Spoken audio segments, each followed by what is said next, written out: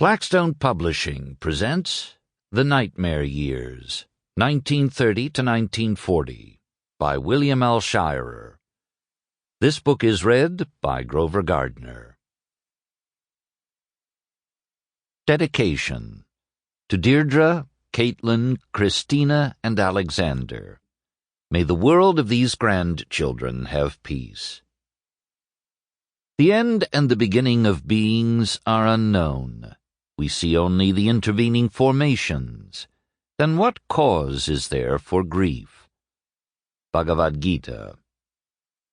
We know little of the past and nothing of the future, and the present is so immense that it exceeds our range of experience. Radhakrishna, paraphrasing Sankara. Introduction. For me, as for millions of others on this small globe, the decade 1930 to 1940, with which these memoirs deal, was a time of growing upheaval. My work as an American foreign correspondent in Europe and Asia became more and more concerned with revolutions, uprisings, and a spreading intolerance, violence, repression, aggression, and barbarism in supposedly civilized countries. One watched it all leading inexorably toward war. These were the nightmare years. I was 26 when the decade began.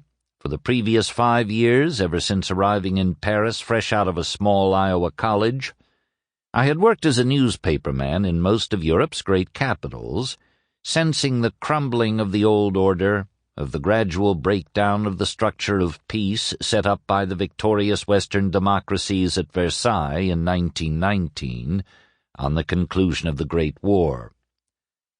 The status quo in Europe was being challenged by the totalitarian dictatorships of the left and right, Stalin's Bolshevik Russia, Mussolini's fascist Italy, and by the sudden rise of Hitler in Germany as the 1930s began.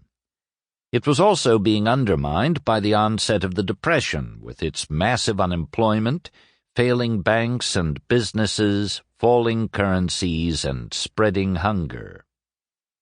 Still, there had been a decade of peace after the terrible bloodletting of the war, and a certain well-being of the people, weary from so murderous a conflict. In Paris, full of so much light and beauty which I had come to passionately love, but also in London, Rome, Vienna, and Geneva, the site of the League of Nations. Sample complete. Ready to continue?